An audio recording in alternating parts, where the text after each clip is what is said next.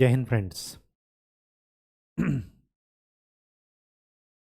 World map की series में हम लोग नॉर्थ अमेरिका के टूर पर थे और इसी सीरीज में हमने सबसे पहले ये देखा कि उत्तरी अमेरिका महाद्वीप के जो देश हैं उनका क्रम कैसे है। फिर उनके चारों तरफ की मेजर मेजर आइलैंड और बाउंड्री देखी, वाटर बॉडीज़ देखी। फिर हमने स्ट्रेट्स देखी, जल संधियाँ। जल संधियों में सबसे पहले डेविस स्ट्रेट, फिर हडसन, फिर बेली इसले या बेली आइले, जो भी आप कहें। फिर इसके बाद फ्लोरिडा चैनल, फ्लोरिडा स्ट्रेट, फिर युकाटान चैनल, पनामा कैनाल, दो पैसेज हैं, विंडवर्ड और मोना पैसेज।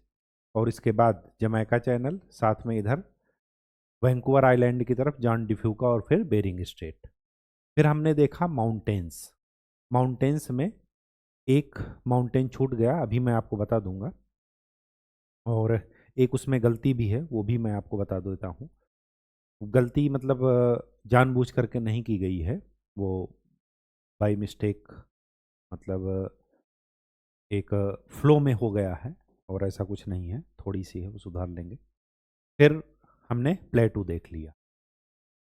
इंटर माउंटेन या इंट्रा माउंटेन प्लेटू हमने देख लिया। दो पर्वतों के बीच में जो पठार हैं वो हमने देखा। उसी क्रम में आगे बढ़ते हुए कुछ चीज़ें माउंटेन और प्लेटू से ही रिलेटेड आज देखेंगे। माउंटेन को जरा एक बार फिर से देख लेते हैं।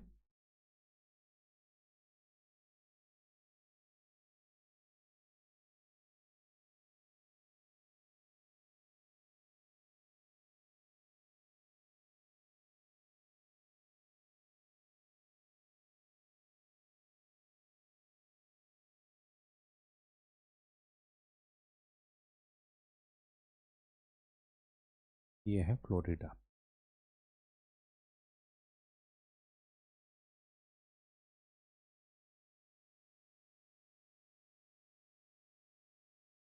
इधर ये मैक्सिको, कुछ ऐसा था। ठीक है, यहाँ पर सबसे पहले का था ब्रुक्स रेंज, ये है अलास्का। यहाँ पर क्या था, मैकेंजी रेंज। ये इधर कोस्ट रेंज। कोस्ट के बाद ये था कनाडा, और ये था यूएसए। ये है कनाडा, ये है यूएसए, और इधर है मैक्सिको।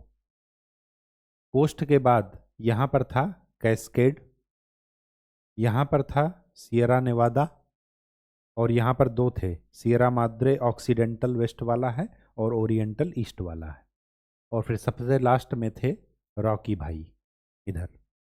ठीक, ऐसा कुछ था। यहाँ तक कोई गलती नहीं है। इसकी सबसे हाईएस्ट पीक क्या थी, माउंट मैकिनले अलास्का रेंज की, जो कि पूरे नॉर्थ अमेरिका की सबसे ऊंची चोटी थी। ये कैस्केड, वो सॉरी, कोस्ट रेंज में आपको था क्या, माउंट लोगान। माउंट लोगान, इसकी ऊंचाई क्या है, 6100 मीटर के आसपास है, माउंट लोगान। ये आपको यहाँ पर गलती जो हुई थी वो ये हुई थी कि माउंट लोगान और ये कैस्केड में हमने आपको तीन रेंज बताई थी। एक थी रेंडियर, फिर उसके बाद माउंट हुड्स, और शास्ता। इसके बाद यहाँ पर था माउंट व्हिटनी। मैंने आपको ये बता दिया था कि माउंट व्हिटनी अमेरिका की सेकंड हाईएस्ट पीक है। फर्स्ट हाईएस्ट पीक तो ये है माउंट मैकिनले, ठीक है।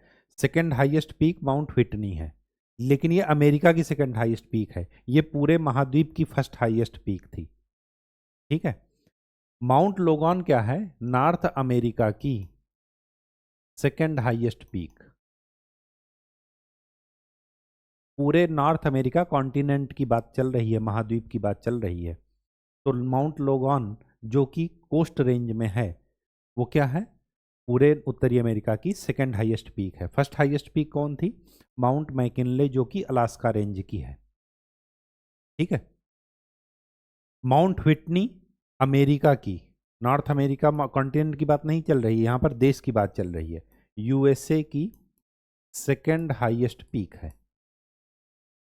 फर्स्ट हाईएस्ट पीक यूएसए की कौन सी? अलास्का रेंज में mount McKinley. Mount McKinley America की भी सबसे ऊंची चोटी है और नॉर्थ अमेरिका, उत्तरी अमेरिका महाद्वीप की भी सबसे ऊंची चोटी है। जो गलती हुई थी वो ये हुई थी, माउंट व्हिटने को पूरे मैंने नॉर्थ अमेरिका का भी सेकंड हाईएस्ट पीक बता दिया था, साथ में यूएसए का भी बता दिया था। तो ये करेक्ट कर लीजिए, सिर्फ ये गलती थी। ठीक है, वो दोबारा से जब लेक्चर सुन रहे थे तब आपको ये चीज़ पकड़ में आई, तो मैं अब आपको करेक्ट कराए दे रहा हूँ। पर्वतों में एक पर्वत छूट गया था। छूट ये गया था, यहाँ पर आप देखेंगे, आप अपनी एटलस खोल लीजिए, ये तो हुआ हो गया था करेक्शन। ठीक, अगर मैं पठारों की बात करूं तो यहाँ पर कौन सा पठार है? यूकॉन पठार, अलास्का, मैकिनले और ब्रुक्स के बीच में यूकॉन, फिर ब्रिटिश कोलंबिया, फिर कोलंबिया स्नेक, फिर ग्रेट बेसिन, फिर कोलोराडो, और फिर सबसे लास्ट में मैक्सिकन प्लेटू, जिसका कि एक स्थान है चिहुआ हुआ, जो कि चांदी के भंडार के लिए, खनन के लिए फेमस है। ये सब आपको प्लेटू में बता चुके थे। यहाँ पर एक स्थान है, आप देखेंगे पॉलिटिकल मैप में, कनाडा में एक जगह पड़ती है क्यूबेक, QUBEC, ये जगह का नाम है। क्यूबेक से स्टार्ट होता है और यहाँ पर एक जगह पड़ती है, आप मैप में देखेंगे, पिट्सबर्ग।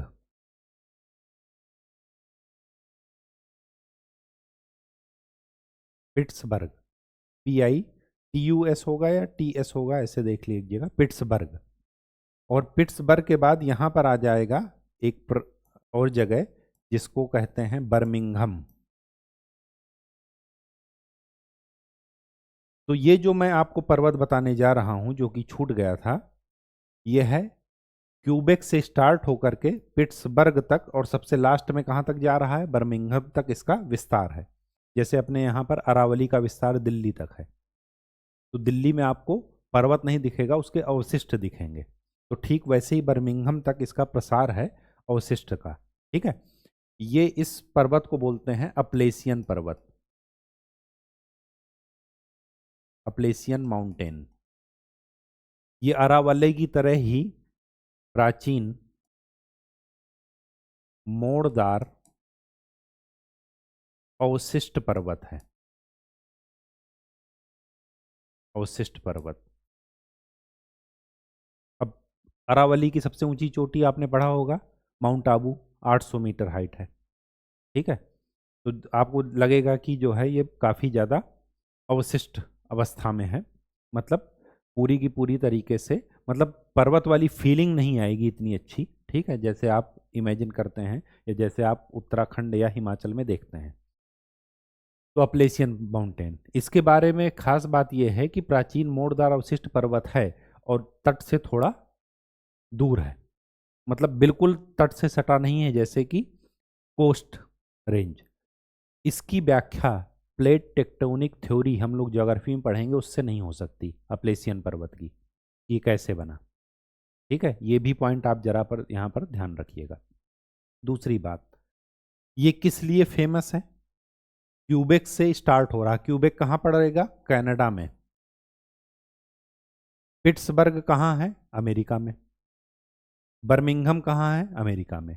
ये जो क्यूबेक और यहाँ पर ये जो पिट्सबर्ग वाला रीजन है, यहाँ पर पड़ता है अमेरिका का एक राज्य जिसको बोलते हैं पेंसिल्वेनिया। पेंसिल्वेनिया राज्य में ये पिट्सबर्ग है। और ये किस लिए फेमस है? Appalachian mountain. ये फेमस है लौह अयस्क के भंडार के लिए, आयरन ओर के लिए। और आयरन ओर का जो केंद्र है वो है यहाँ पर पिट्सबर्ग और बर्मिंघम, जो सेंटर हैं आयरन ओर के, जैसे अपने यहाँ झारखंड है। ठीक है, अब आपको यहाँ पर क्या ध्यान में रखना है कि ये जो पिट्सबर्ग वाला रीजन है, ये लॉ के लिए तो फेमस है ही है, आयरन ओर के लिए फेमस है ही है, साथ में ये कोयला का भंडार के लिए फेमस है, अपलेशियन माउंटेन। और कोयला में भी कोयला की 3 वैरायटी होती हैं, आपने पढ़ा होगा, एंथ्रासाइट, बिटुमिनस और लिग्नाइट। भारत में भी मैक्सिमम कोयला जो पाया जा रहा है वो किस श्रेणी का है, बिटुमिनस। एंथ्रासाइट जम्मू कश्मीर में पाया जाता है, और एंथ्रासाइट वो है जिसमें कार्बन की प्रतिशतता परसेंटेज बहुत ही हाई होती है, 70% से ज़्यादा। कोयला में सबसे अच्छा एंथ्रासाइट होता है, लेकिन पूरे वर्ल्ड में केवल 5% ही एंथ्रासाइट पाया जाता है। तो यहाँ पर जो कोयला पाया जा रहा वो किस लेवल का है, एंथ्रासाइट, बहुत ही उच्च कोटि का कोयला है। भारत में लिग्नाइट मैक्सिमम कोयला क्या है, बिटुमिनस। एंथ्रासाइट कहाँ पाया जा रहा है, जम्मू कश्मीर में कुछ विशेष स्थानों पर। और लिग्नाइट कहाँ पर पाया जा रहा है, तमिलनाडु में। ठीक है, ये भारत का भी जरा साथ में साथ ध्यान रखिएगा, यहीं पर नोट कर लीजिएगा, ताकि चीज़ें अपने आप रिवाइज होती रहें। जब इंडिया पढ़ेंगे तो फिर वहाँ पर फिर रिवाइज करेंगे भारत के साथ। ठीक है, तो आपको पहली बात तो ये ध्यान में रखना है, अपलेशियन पर्वत कोयला के लिए और आयरन ओर के लिए फेमस है। पिट्सबर्ग और बर्मिंघम में आयरन ओर इंडस्ट्री काफ़ी ज़्यादा है। पिट्सबर्ग मतलब अपलेशियन माउंटेन में कोयला भंडार बहुत ज़्यादा मात्रा में है, और कोयला में भी कौन सा कोयला, एंथ्रासाइट। ठीक है, काफ़ी उच्च कोटि का कोयला है ये, मोर देन 70% कार्बन परसेंटेज इसमें होता है, राख की मात्रा कम होती है। अब देखिए, यहाँ पर जब आप इधर चलेंगे कोस्ट साइड पर, तो कोस्ट साइड पर आपको कुछ सिटीज देखने को मिलेंगी। कोस्ट साइड पर जब आप चलेंगे तो यहाँ पर कुछ सिटीज देखने को मिलेंगी। सबसे पहले आपको वो पॉलिटिकल मैप में देखिएगा, सबसे पहले आपको मिलेगा Boston. Boston, Boston T party आपने अमेरिका के स्वतंत्रता के संग्राम के दौरान वर्ल्ड हिस्ट्री में पढ़ा होगा, बोस्टन टी पार्टी। ठीक, बोस्टन बंदरगाह है बोस्टन। फिर यहाँ पर आपको मिलेगा New York city. New York city.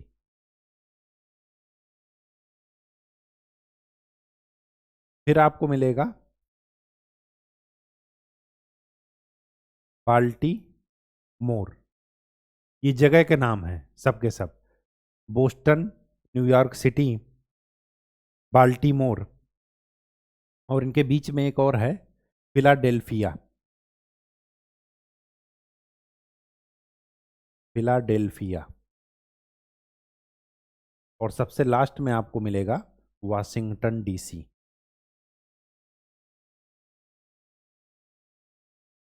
Washington DC. ये जो अपलेशियन पर्वत हमने पढ़ा, अपलेशियन पर्वत का जो पूर्वी भाग है, ऐसे ये जो है, यहाँ से जो नदियाँ निकलती हैं वो इधर की तरफ अटलांटिक महासागर में गिरती हैं, तो इसको बोलते हैं फॉल लाइन। क्या बोलते हैं, फॉल लाइन। तो ये जो फॉल लाइन है, यहाँ की नदियों की क्या विशेषता है कि ये प्रपात के रूप में, झरने के रूप में गिरती हैं यहाँ पर। तो हाइड्रो पावर प्लांट के लिए ये बहुत अच्छा है। हाइड्रो पावर प्लांट, जल विद्युत ऊर्जा के लिए ये फॉल लाइन बहुत ही फेमस है। क्यों? क्योंकि अपलेशियन पर्वत से निकलने वाली नदियां अटलांटिक महासागर में प्रपात के रूप में गिरती हैं। नियाग्रा जलप्रपात आपको यहीं पर दिखेगा ऊपर की तरफ। ठीक है, कनाडा और अमेरिका के बीच में। अब ये जो हमने पढ़ा, ये सिटीज क्यों फेमस है, क्योंकि ये इसी फॉल लाइन के अंडर में आते हैं।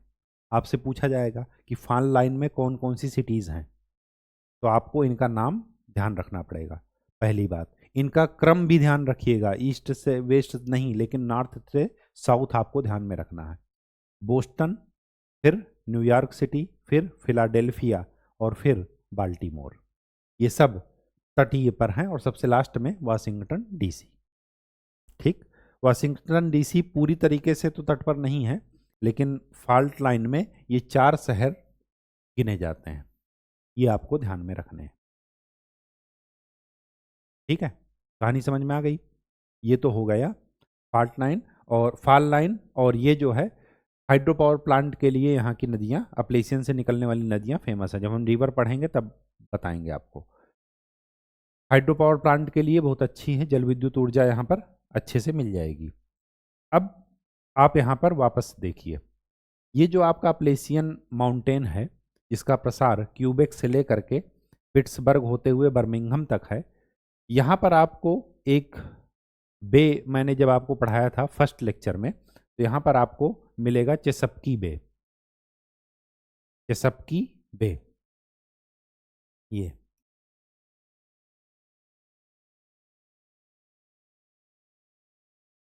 चेसपकी बे। तो चेसपकी बी के बे के पास ही आपको एक जगह लिखी मिलेगी जिसको बोलेंगे ब्लू रिज।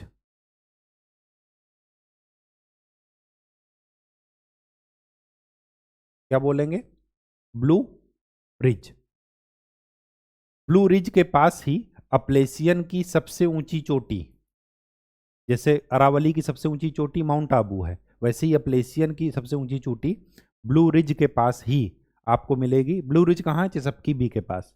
ठीक, और ये चोटी का नाम है माउंट मिचेल।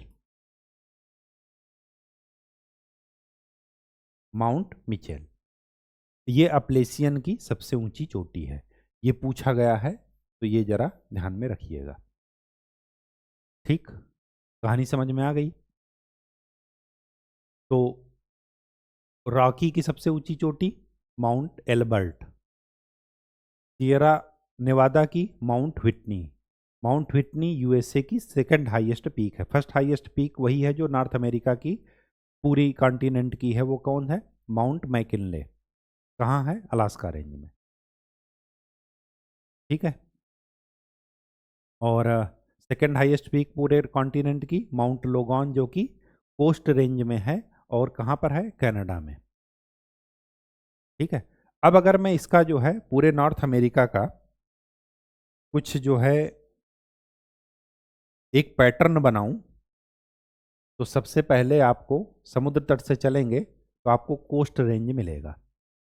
कोस्ट से आगे अमेरिका का मैं बना रहा हूं, कैस्केड मिलेगा। कैस्केड के बाद एक पठार मिलेगा, ये है सियरा नेवादा, ब्लॉक पर्वत है। फिर उसके बाद मिलेगा रॉकी।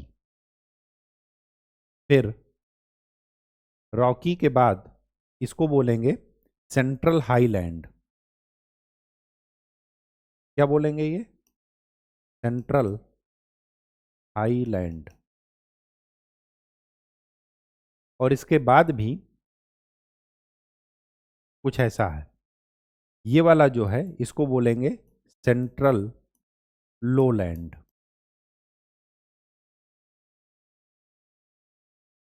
और इसके बाद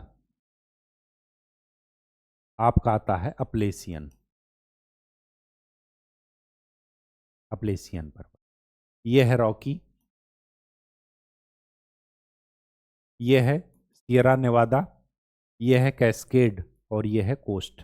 ये हम वेस्ट टू ईस्ट चले, तो ऐसा कुछ क्रम आपको अमेरिका में देखने को मिलेगा। ये जो बर्मिंघम है, ये साउथ यूएसए में है। अब आपको ये ध्यान में रखना है कि सियरा नेवादा के पास ही आपको एक जगह मिलेगी। जब आप अमेरिका का मैप देखेंगे, यहाँ पर है सियरा नेवादा, तो यहीं पर आपको एक जगह मिलेगी जिसका नाम है लॉस वेगास। क्या है? Las Vegas. इसके बारे में आपको ये ध्यान में रखना है, ये सियरा नेवादा के पास ही है, यहीं पर ये। ठीक, अमेरिका में भी आप पॉलिटिकल मैप में देखिएगा, जगह मिलेगी। यहाँ पर एक है क्या, डेथ वैली, लॉस वेगास के पास। ये अमेरिका का सबसे गहरा स्थान है, अमेरिका का सबसे गहरा स्थान और सबसे गर्म स्थान भी है, most hottest place, death valley. ठीक है, इसी वजह से इसका नाम कुछ ऐसा है, नामकरण। ठीक है, ये क्या है, रिफ्ट वैली है। रिफ्ट वैली होती क्या है, ये सब आपको ज्योग्राफी में बताएंगे, टेंशन मत लीजिएगा। रिफ्ट वैली है ये, भ्रंश घाटी हिंदी में इसको बोलते हैं, भ्रंश घाटी। ठीक, कहानी समझ में आ गई? तो ये भी आप जरा ध्यान में रखिएगा, सियरा नेवादा के पास है ये। ठीक है, सियरा नेवादा के बारे में खास बात क्या थी कि एक ब्लॉक पर्वत है, बाकी सारे क्या थे, वलित पर्वत थे, फोल्डेड माउंटेन थे, ये ब्लॉक माउंटेन था। ठीक है, भ्रंशोक्त पर्वत। चलिए, आज के लिए इतना ही। और ये सब के सब क्या हैं, वेस्टर्न कॉर्डिलेरा के पार्ट हैं, सिवाय अप्लेशियन के। अप्लेशियन वेस्टर्न कॉर्डिलेरा में नहीं आता। ठीक है, ये अभी आपको बता चुके हैं। तो आज के लिए इतना ही। नेक्स्ट लेक्चर में हम लोग पढ़ेंगे क्या, लेक्स ऑफ नॉर्थ अमेरिका, और फिर आगे डिस्कस करेंगे। तब तक के लिए खूब अच्छे से पढ़ाई कीजिए, चीज़ों को बार बार रिवाइज कीजिए, ऑब्जर्व कीजिए, उसके बाद एब्जॉर्व करना सीखिए। अगर कोई करंट न्यूज पढ़ रहे हैं, तुरंत उसको मैप में देखिए, उसके आसपास की वाटर बॉडीज को देखिए, उसकी बाउंड्री को देखिए, कौन कौन से देश के साथ इसकी बाउंड्री टच कर रही है। जब आप ऐसा 20-25 दिन कर लेंगे लगातार, तो आपका सबकॉन्शियस माइंड कुछ किसी भी लोकेशन के बारे में पढ़ेगा, देखेगा, सुनेगा, तुरंत अपने आप कैच करने लगेगा कि आगे क्या करना है। तो आपका चीज़ों का रिवीजन बहुत ही अच्छे से हो जाएगा। ठीक है, चलिए, धन्यवाद।